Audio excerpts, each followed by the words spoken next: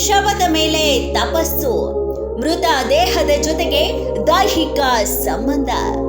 ಇದು ಅಘೋರಿಗಳ ವಿಚಿತ್ರ ಲೋಕ. ಹೌದು, ಅಘೋರಿಗಳ ಮೂಲ ಮತ್ತು ಇತಿಹಾಸವು ನಿಗೂಢವಾಗಿ ಮುಚ್ಚಿ ಹೋಗಿದೆ. ಅಘೋರಿಗಳ ಬಗ್ಗೆ ನಾನಾ ಕಥೆಗಳಿವೆ. ನಿಗೂಢ ಪ್ರಪಂಚದಲ್ಲಿ ವಾಸ ಮಾಡ್ತಾರೆ. ಅಘೋರಿಗಳ ಇತಿಹಾಸ 7ನೇ ಮತ್ತು 8ನೇ ಶತಮಾನದ ನಡುವೆ ಹೊರಹೊಮ್ಮಿತ್ತು. ಈ ಪಂಗಡ ಉಗ್ರ ದೇವತೆಗಳ ಆರಾಧನೆ, ಮಾದಕ ವಸ್ತುಗಳ ಬಳಕೆ ಮತ್ತು ತ್ಯಾಗ ವಿಧಿವಿಧಾನಗಳಂತಹ ಅಮೂಲಾಗ್ರ ಮತ್ತು ತಾಂತ್ರಿಕ ಆಚರಣೆಗಳಿಗೆ ಹೆಸರುವಾಸಿಯಾಗಿದ್ದವು. ಕಾಲಾನಂತರದಲ್ಲಿ ಈ ಪಂಗಡಗಳು ವಿಲೀನಗೊಂಡು ಅಘೋರಿ ಸಂಪ್ರದಾಯವಾಗಿ ವಿಕಸನಗೊಂಡವು. ಇದನ್ನ ಉತ್ತರ ಭಾರತದಲ್ಲಿ ಬಾಬಾ ಕಿನಾರಾಮ್ ಸ್ಥಾಪನೆ ಮಾಡ್ತಾರೆ. ಅವರನ್ನ ಈ ಸಂಪ್ರದಾಯದ ಸ್ಥಾಪಕರು ಎಂದು ಸರ್ವಾನುಮತದಿಂದ ಒಪ್ಪಿಕೊಳ್ಳಲಾಗುತ್ತೆ. ಕೆಲವು ಮೂಲಗಳ ಪ್ರಕಾರ ಬಾಬಾ ಕಿನಾರಾಮ್ 1658ರಲ್ಲಿ ಉತ್ತರ ಪ್ರದೇಶದ ರಾಮಖಡ ಗ್ರಾಮದಲ್ಲಿ ಕ್ಷತ್ರಿಯ ಕುಟುಂಬದಲ್ಲಿ ಜನಿಸ್ತಾರೆ. ಅವರು ಶಿವ ಪೂಜೆಗೆ ಶುಭವೆಂದು ಪರಿಗಣಿಸಲಾದ ಭಾದ್ರಪದ ಮಾಸದ ಕರಾಳ 15 ದಿನಗಳ 14ನೇ ದಿನವಾದ ಚತುರ್ದಶಿಯ ದಿನದಂದು ಜನಿಸ್ತಾರೆ. ಅವರು ಜನಿಸುವಾಗಲೇ ಪೂರ್ಣ ಹಲ್ಲುಗಳೊಂದಿಗೆ ಹುಟ್ಟಿದ್ರು ಎನ್ನಲಾಗುತ್ತೆ. ಇದು ಅಪರೂಪದ ವಿದ್ಯಮಾನ ಮತ್ತು ಆಧ್ಯಾತ್ಮಿಕ ಶಕ್ತಿಯ ಸಂಕೇತವಾಗಿದೆ. ಅವರ ಜನನದ ಬಗ್ಗೆ ಅತ್ಯಂತ ಗಮನಾರ್ಹವಾದಂತಹ ವಿಷಯವೆಂದರೆ ಅವರು ಹುಟ್ಟಿದ 3 ದಿನಗಳ ಕಾಲ ಅಳಲಿಲ್ಲ ಅಥವಾ ತಾಯಿಯ ಹಾಲನ್ನು ಕುಡಿಯಲಿಲ್ಲ.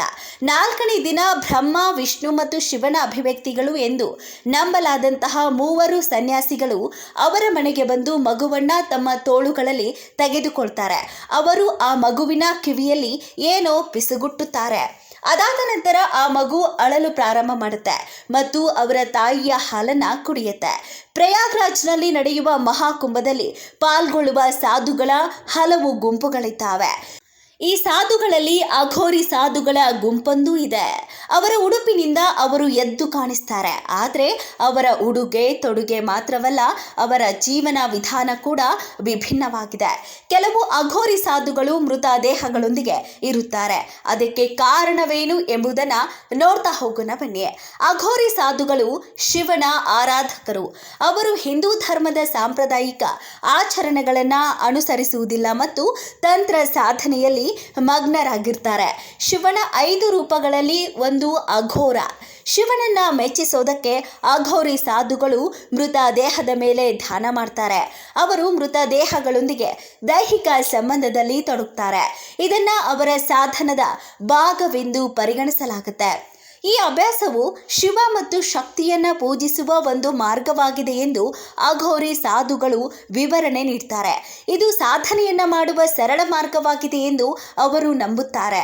ಮೃತ ದೇಹದೊಂದಿಗೆ ಅಂತಹ ಅಭ್ಯಾಸಗಳಲ್ಲಿ ತೊಡಗಿರುವಾಗಲೂ ಶಿವನ ಭಕ್ತಿಯಲ್ಲಿ ಮಗ್ನರಾಗಿದ್ರೆ ಇದಕ್ಕಿಂತ ಹೆಚ್ಚಿನ ಸಾಧನಾ ರೂಪ ಇರೋದಕ್ಕೆ ಸಾಧ್ಯವೇ ಇಲ್ಲ ಎಂದು ಸಾಧುಗಳು ಹೇಳ್ತಾರೆ. ಇದಲ್ಲದೆ ಅಘೋರಿ ಸಾಧುಗಳು ತಮ್ಮ ಶಕ್ತಿಯನ್ನ ಹೆಚ್ಚಳ ಮಾಡೋದಕ್ಕೆ ಮೃತ ದೇಹಗಳೊಂದಿಗೆ ಸಂಬಂಧವನ್ನ ಹೊಂದುತ್ತಾರೆ. ಈ ಅಭ್ಯಾಸವು ತಂತ್ರ ವಿದ್ಯೆಯಲ್ಲಿ ಅವರ ಪಾಂಡಿತ್ಯವನ್ನ ಹೆಚ್ಚಳ ಮಾಡುತ್ತೆ. ಹೆಚ್ಚಿನ ಸಾಧುಗಳು ಬ್ರಹ್ಮಚರ್ಯವನ್ನ ಅನುಸರಿಸ್ತಾರೆ. ಆದರೆ ಅಘೋರಿ ಸಾಧುಗಳು ಅದಕ್ಕೆ ವಿರುದ್ಧವಾಗಿದ್ದಾರೆ. ಅವರು ಮೃತ ದೇಹಗಳೊಂದಿಗೆ ದೈಹಿಕ ಸಂಬಂಧದಲ್ಲಿ ತೊಡಗುವುದು ಮಾತ್ರವಲ್ಲದೆ ಜೀವಂತ ಮನುಷ್ಯರೊಂದಿಗೂ ಸಂಬಂಧವನ್ನ ಹೊಂದಿರ್ತಾರೆ. ಅದಲ್ಲದೆ ಅವರು ಮದ್ಯವನ್ನ ಸೇವನೆ ಮಾಡ್ತಾರೆ. ಮಾನವನ ಮಾಂಸವನ್ನು ಕೂಡ ತಿನ್ನುತ್ತಾರೆ. ಮಾನವನ ತಲೆಬುರುಡಿಯನ್ನ ಆಭರಣ ಮತ್ತು ಪಾತ್ರೆಯನ್ನಾಗಿ ಈ ಅಘೋರಿಗಳು ಬಳಕೆ ಮಾಡ್ತಾರೆ. ಒಟ್ಟಾರೆಯಾಗಿ ಹೇಳಬೇಕಾದ್ರೆ ಈ ಅಘೋರಿಗಳ ಜೀವನ ಚರಿತ್ರೆ ವಿಚಿತ್ರವಾಗಿದೆ. ಮತ್ತಷ್ಟು ಸುದ್ದಿಗಳಿಗಾಗಿ ನೋಡ್ತಾ ಇರಿ ಗ್ಲೋರಿ ಟಿವಿ. ಲೈಕ್ ಮಾಡಿ, ಶೇರ್ ಮಾಡಿ, ಸಬ್ಸ್ಕ್ರೈಬ್ ಮಾಡಿ. ಇದು ನಿಮ್ಮ ಶಕ್ತಿ.